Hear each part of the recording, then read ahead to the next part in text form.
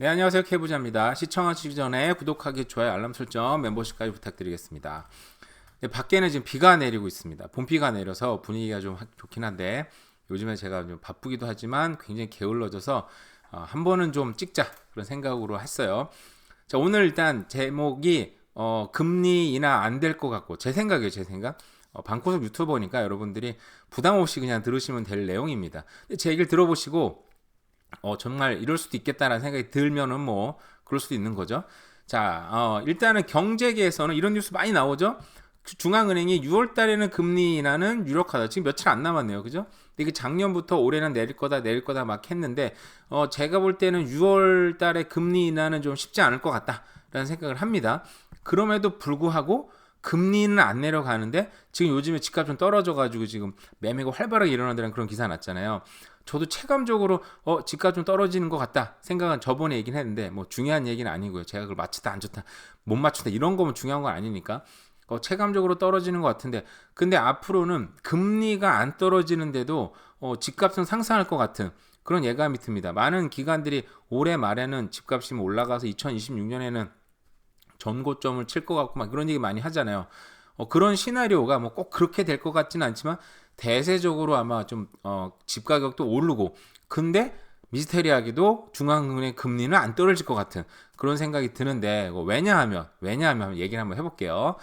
자, 일단은 3년 만에 소비자 물가가 최저치여가지고 분명하게 이제 금리 인하가 좀 될 것 같다. 이래야지 많은 사람들이 좀 숨 좀 트이고 저 같은 사람도 목이 싫어 아직도 지금 베리어블로 지금 내고 있습니다. 그래서 그때 고정을 했었어야 되는데 아직도 엄청난 고통받고 있어서 제발 금리 좀 내려갔으면 하는데 아직도 아마 떨어지지 않지 않을까라는 생각이 드는데 자 볼게요. 자 다우존스가 지금 역대치 지금 4만 포인트를 넘어섰는데 지금 이게 뭐 나중에 그 다이먼이 이제 열과의 황제라고 다이먼 알잖아요. JP 모건의 이 사람이 야 나중에는 다우도 더 오를 거야. 엄청 오를 거야. 근데 돈으로 올리고 있어 이거를. 근데 어떻게 돈으로 올리나?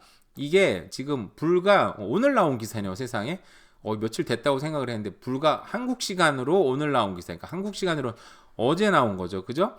자, 이게 보면은 우리가 연방준비은행이 금리를 내리지 않고 있어요. 그래서 긴축 재정을 하고 있는 거죠. 근데 미국 예나 캐나다 예나 사실상 지금 정부 흐름이나 중앙은행 흐름이 똑같기 때문에 설명이 더 잘 나와 있는 기사가 더 많은 이제 미국 걸로 한번 얘기를 한번 해볼게요.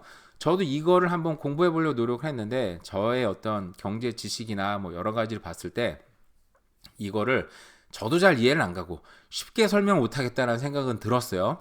그래서 그냥 우리는 결과 이미 나온 걸로 보면 되지 않겠습니까? 자, 미국 재무부를 통해서 우리 흔히 이제 연방준비은행이 돈을 찍어내서 재무부한테 이제 채권을 받죠. 채권을 받아서 이제 그걸 기반으로 해서 돈을 찍어낸다는 게 우리가 알고 있는 흔한 시나리오인데 근데 제가 봤을 때 캐나다 정부도 그렇고 미국 정부도 그렇고 은근히 돈을 지금 풀고 있는데 라는 생각은 많이 들어서 얘기는 여러 번 했었잖아요. 그죠? 자, 미국은 재무부를 통해서 그러니까 재무부가 갖고 있는 채권과 현찰을 지금 풀고 있습니다. 그게 그냥 결과예요. 그거 이미 그 나와 있는 거니까 그런 도표들도 많이 나와 있어요. 이미 뉴스에. 이미 2235달러를 지금 방출하고 있다. 그리고 미국 다이먼 그 JP 모건 회장 같은 경우에도 자, 연착륙 기대가 너무 높고 자, 2차 인플레이션이 일어날 것 같다. 근데 단순히 인플레이션이 아니고 2차 인플레이션은 스태그플레이션이 날 수도 있다. 경제는 좀 어려워지는데 물가는 상승하는 물가의 최고의 파이터 부동산이죠. 근데 부동산이 저희 같이 오를 수 있는 얘기는 아니에요. 제가 이 당시에 이 상황에서 부동산이 같이 오를 거다 떨어질 수도 있겠죠. 떨어질 수도 있는데 결국은 물가분은 회복한다라는 얘기를 이제 하고 싶어서 하는 건데 자 여기 보시면 뭐 저도 이게 뭔지는 정확하게 모르겠습니다만 제가 이걸 이해하려고 여러 자료를 뒤지고 좀 유튜브를 봤어요. 근데 좀 제가 이해하기는 좀 쉽진 않더라고요. 나중에 좀 이해가 되면 다시 얘기할 수 있겠지만 자 쉽게 얘기하면 이거는 이제 결론이 난 겁니다. 미국 재무부의 데이터에 따르면 자 일반 계정 현금 잔액이 자 4월 24일 9,239억 달러에서 5월 15일 날에 자 7,061달러로 줄었다. 그러니까 이게 재무부의 그냥 소위 말하는 재무부 계정인 거예요. 계정에서 무려 2235억 달러가 유동성이 지금 한 달 만에, 한 달도 아니네, 한 달도 안 돼서 공급이 된 겁니다. 그러니까 이게 지금 약간 편법으로 중앙은행이 또 금리를 내리고 유동성을 공급한다 그러면 한쪽에서는 야 이게 도대체 지금 5% 지금 그 뭐야 지금 그 이제 그 기준금리가 5%인데 5%에서 미국 5.5%에서 5.25%인 거죠. 하면은 야 지금 상황이 이런데 돈을 풀어 미쳤어 지금 또 주식값도 오르고 또 부동산 오르려고 난리가 나. 한쪽에서 반대가 거세다 보니까 시장에 잘 모르게끔 지금 돈을 그런 어떤 은행들 그리고 펀드들이랑 지금 계약을 맺었다는 표현이 그렇고 하여간 얘네들이랑 같이 지금 꽁짝꽁짝 해가지고 돈을 풀고 있습니까? 근데 돈을 그냥 풀면 안 되죠. 저기도 물론 근거는 있어요. 그 페드가 그 재무부에서 이게 얘기 좀 되게 복잡해지는데 페드가 연방정 그 재무부에서 그 채권을 받아서 거기 기준에서 하는 것처럼 얘네들도 뭐 도이치뱅크나 이런 펀드들한테 채권을 받아서 그걸 기준으로 현찰을 풀고 있고 그 현찰이 시중에 나오고 있습니다. 그래서 지금 이렇게 갑자기 유례 없이 아니 5%인데 미국 부동산이 안 떨어지고 있고 다우존스가 얼마 전에 무려 지금 4만 포인트를 찍은 것도 우연이 아닌 거예요. 이게 뭐 딴 얘기가 아닙니다. 지금 여기에 대해서 할 얘기가 너무너무 많은데 어쨌든 자 미국은 이렇다고 친다면 캐나다 좀 다르지 않나? 미국은 저럴 수 있겠지. 캐나다는 어떻게 하나? 자 캐나다도 여러 방식이 있는데 자, 캐나다 정부가 시중에 우회적으로 돈을 푸는 방식에 대해서 한 가지 예를 들게요. 앞으로 지금 우리 이제 쉽게 말해서 우리 덴탈 플랜인가 뭐 있잖아요. 그죠? 전 국민이 치과 치료를 무료로 받겠다. 치과 치료는 정말 캐나다에서 무서운 치료 중에 하나입니다. 그죠?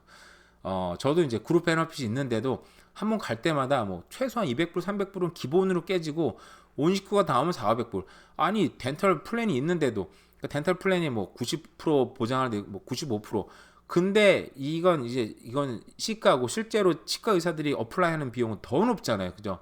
거기다 또 뭐 판매용시 돌아가는 엑스레이 찍어라 못 찍어라 막 하다 보면 돈이 막 엄청나게 올라가요. 그런 모든 걸 정부에 지출해 주겠다는 거예요. 그리고 앞으로는 애들 뭐 차일텍스 베너핏이라든지 모든 거에 정부 지출이 올라갑니다. 이건 다 알고 있으니까 자 볼게요. 자 캐나다 정부는 꽤 된 기사입니다. 한 달 정도 된 기사요. 자, 400억 달러 적자에 추가 지출을 529억 달러를 발표를 했다. 그러니까 어쨌든 계속적인 적자예요. 정부의 지출은 계속 늘어나고 있다. 그러니까 연방정부 은행도 한번 얘기했잖아요. 맥클럼 총재도 아니 좀 이 정책을 좀 통일하자. 우리는 금리 올려가지고 그 긴축 재정을 하고 싶은데 연방 정부에서 돈을 막 계속 써 날린 거야. 근데 우리 연방 정부가 눈치를 보고 있죠. 왜냐면 총선이 눈앞에 있으니까. 유권자들한테 돈을 꽂아줘야 돈이 오지 않겠습니까? 그죠? 그래서 눈치를 보면서 정부 지출. 근데 또 중앙은행에서 뭔가를 하면은 욕을 많이 먹으니까 아닌 척하면서 근데 내부적인 문제뿐만 아니라 자 외부적으로도 자 미국 의원들이 캐나다에 니네 돈을 안 쓰네? 라고 23명이나 국방 지출을 니네가 안 하고 있어 라고 지금 압력을 가했다고 해요. 저도 뉴스 보고 되게 참신하다 생각이 들었는데 자 미국의 연방 상원의원 그것도 하원의원도 아니에요. 상원의원이면 굉장히 입김이 센 사람들인 건데 23명이 트루드 총리한테 니네 국방부 지출을 GDP의 최소 2%는 지출을 해야지. 자, 니네 나토 우리 목표 저도 나토인지 몰랐는데 나토인가 봐요. 자, 2% 써야 되는데 안 쓰고 있어. 자, 뭡니까 저거는? 캐나다가 돈을 지금 쓰지 않고 그러니까 쉽게 말해서 나토 우리 연방국들의 우리 회원국이라고 표현해야 되나요?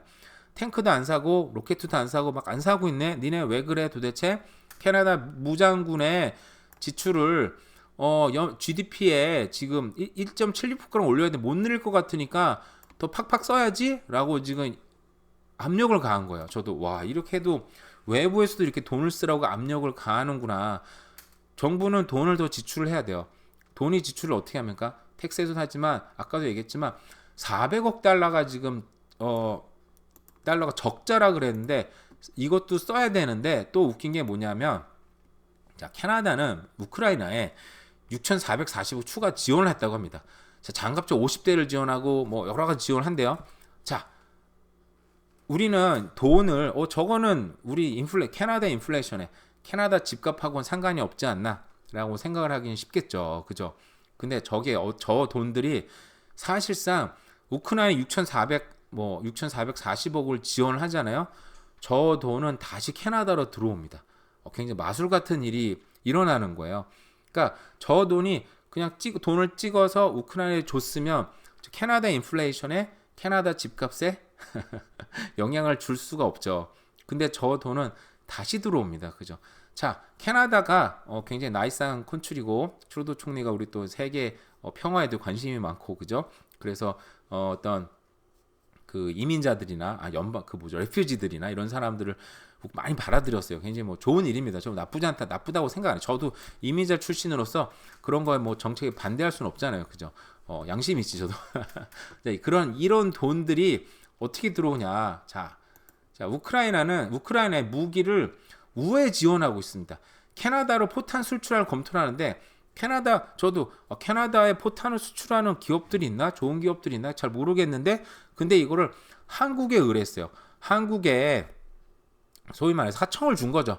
자, 우리 돈 줄 테니까 이만큼 포탄 만들어가지고 우크라이나로 지원해줘. 그럼 우크라이나가 돈이 어디서 전쟁 중인데 이걸 삽니까? 자, 캐나다에서 받은 돈으로 삽니다. 와, 자, 그러니까 우크라이나는요. 그러니까 우리가 우크라이나 이런 지원들, 그러니까 뭐 펀드 에이드를 지원한다 그러잖아요. 돈을 주면 공짜라고 생각하는데 공짜가 아니에요. 그것도 다 빚입니다. 근데 지원을 해주면 우크라이나는 당장 그 돈으로 무기도 사고 뭐 식량도 사서 뭐 국민한테 나눠주기도 하고 한편으로 또 집 무너진 것도 재건을 해야 되잖아요. 이거 지원하는 거를 빚을 받아서 하는 거예요. 근데 이 돈 받아서 자, 캐나다에서 받은 돈으로 영국 무기 사거나 미국 무기 사면 그러면 상도에 어긋나는 거 아닙니까 도대체. 이 자식들. 트루도 총리도 국가 총리인데 봐줄 수 없잖아요. 그러면 자, 이 돈을 줬으니까 너는 누구 무기를 사야 돼? 자, 우리가 제공하는 무기인데 우리가 수출할 수 없는 무기는 자, 이렇게 한국한테 하청을 줄 테니까 한국의 무기를 사. 그러면 우리 대신 우리 돈으로 그죠? 하청을 준 거죠. 그 사이에 이제 차익을 먹을 수도 있는 거고, 그죠? 자, 여기 보시면, 자, 4억 달러. 이게 우리나라도 얼마 되나 그랬더니 4천억입니다, 4천억. 2022년이에요, 이게. 2년 전에 지금 4천억을 우크라이나에 지원을 했고, 이건 지금 매년 늘어납니다. 그래서 우크라이나가, 이거 자료를 찾았어요. 캐나다에서 가장 많이, 수입하는 물건, 그러니까 캐나다가 우크라이나한테 가장 많이 수출하는 물건이 뭡니까? 바로 탱크입니다. 저도 좀 탱크도 바로 이제는 캐나다 정부에서 자, 탱크와 armed vehicle. 자, 이게 우크라이나 수출 용품의 지금 27.5%. 근데 이게 2022년이에요. 이게 지금 2023년, 2024년에는 훨씬 더 많이 늘었습니다. 자, 캐나다 정부가 우크라이나 정부한테 가장 많이 팔고는 물건은 뭐다? 자, 탱크와 무장차들인 거예요. 그죠? 그리고 그리고 뭐 여러 가지 있는데 어쨌든 이게 엄청나게 늘었어요. 결국 캐나다 정부는 돈을 시중에 풀어야 돼요. 어쨌든 트루도 총리 입장에서도 10월 달에 총선이 있기 때문에 집값이 많이 떨어진다든지 주식이 많이 떨어진다든지 이걸 원하지 않아요. 은근히 올려야 되는데 최소한 현상을 유지하든지 그러려면 시중에 돈을 풀어야 되는데 뭐 눈치가 있는 건지 없는 건지 모르겠는데 캐나다 중앙은행은 지금 5%에서 떨어뜨리지 않고 있어요. 떨어뜨릴 수가 없어. 떨어뜨리는 순간 욕을 무지하게 먹을 거야. 그 매클럼 총재는 이거 책임을 다 져야 돼요. 떨어뜨릴 수가 없죠. 고민이 클 겁니다, 지금. 근데 캐나다 정부는 돈을 풀어야 되니까 뭐를 씁니까? 우크라이나 전쟁을 이용하고 있는데 이거는 미국도 마찬가지고 한국도 마찬가지고 모든 정부가 쓰는 방법이에요. 돈을 줍니다. 돈을 주고 나서 이 돈을 뭐 할까요? 뭘 뭐하기? 우리나라 탱크 사. 우리나라 포탄 사. 우리나라 자동차 사. 우리나라 무장차 사. 그러면 됐지. 그럼 그 돈이 고스란히 100% 다 들어오는 건 아니겠지만 고스란히 캐나다로 또 들어옵니다. 캐나다의 돈은 계속 늘어나고 있다. 시중의 돈은 계속 늘어나고 있다라는 거죠. 제가 하고 싶은 얘기는 결국 그런 거였던 거. 여기도 무슨 자료를 찾아놨나?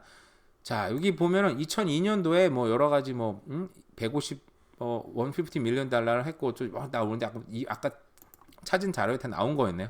어쨌든 간에 자, 제가 말씀드리고 싶은 건 이런 겁니다. 자, 이게 금리 인하를 하려면 돈이 지금 계속 늘어나고 있기 때문에 금리 인하 굉장히 힘들다. 이거 욕 무지하게 먹을 거예요. 그 제가 볼 때는 금리 인하를 한다면 총선 직전에 해야 트루도도 욕을 안 먹고 뭐 이 다음에 누가 될지 이 사람도 내가 되자마자 경기가 좀 살아나는 것 같지 않습니까? 그런 명분도 되고. 그래서 매크럼 총재는 아마 이 양쪽에서 굉장히 눈치를 볼 것 같은데, 만약에 한데 6월달에 제가 볼 때는 뭐 하면 저는 좋은데, 개인적으로는 좀 그나마 딴 거 필요 없고 집값 오르고 이런 거 원하지 않아요. 그냥 페이먼트가 좀 떨어져서 숨 좀 쉬고 살자 이런 게 좀 계속 좋은데, 저는 개인적으로는. 근데 6월달에는 안 될 것 같고. 왜? 시중에는 돈이 지금 계속 풀어지고 있다. 미국도 이렇게 지금 꼼수 써가지고 지금 시중에 돈을 풀고 있어요. 그죠? 자, 연방정부의 지출은 계속 늘어나고 있고, 외부에서도 돈 좀 더 쓰지. 지금 미국에 있는 상원의원 23명이 지금 호소를 하기니까 압력는 거죠. 지금 돈 쓰라고. 자, 캐나다는 우크라이나에 추가 지원을 하고 있는데, 이 추가 지원하는 돈들 자체가 이렇게 무기를 삼으로써, 캐나다의 무기, 캐나다 탱크를 삼으로써 캐나다가 한국한테 하청을 준 포탄 수출을 또 포탄을 삼으로써, 무슨 말인지 알겠죠? 이런 돈들은 고스란히 지금 캐나다로 들어오고 있다. 캐나다 인플레이션은 그래서 당분간 멈추기도 쉽지 않고 우회적으로 들어오는 돈들이기 때문에 추적이 좀 쉽지 않아요. 그러다 보니까 연방정부에서는 이렇게 금리 인하는 하기 쉽지 않다. 결국은 결국은 어떻게 됩니까? 이런 인플레이션들은 결국 뭘 자극할 것이다? 이 나라의 상품들을 자극할 거고, 당장 뭐 집값이 오르나 이런 얘기 아닙니다. 중장기적으로는 최소한 물가 오르는 만큼 부동산 오르는 거 우리 역사적으로 다 알고 있고, 이거 너무 당연한 얘기라 또 얘기할 수는 없지만, 어쨌든 이런 것들은 결국 물가를 계속 자극할 거고, 물가의 대표적인 주자가 어쨌든 여러 가지 있겠지만 그중 부동산이기 때문에 부동산 가격이 떨어지기 쉽지 않다. 지금 근데 떨어졌다 그 기사 났어요 얼마 전에. 그래 좀 떨어져 가지고 하는데, 이 떨어졌는데 금리까지 떨어지기는 쉽지 않겠다라는 생각을 합니다. 그래서 제가 볼 때는 지금 집값이 좀 떨어져서 집 사기 참 좋은 시기다. 집이 필요하신 분들은 금리 떨어지는 거 기대하지 말고 정말 최선을 다해서 지금 금리에 맞춰서 그냥 집을 사시는 게 낫지 않을까라는 생각을 해봤어요. 그래서 제 논리를 이렇게 한번 풀어봤습니다. 공감을 하셔도 되고 못하셔도 뭐 어떻게 합니까? 방구석 유튜버의 말을 꼭 믿지 않아도 되는 거니까. 어쨌든 간에 이렇습니다. 오늘 남은 하루도 오늘 잘 보내세요. 네, 감사합니다.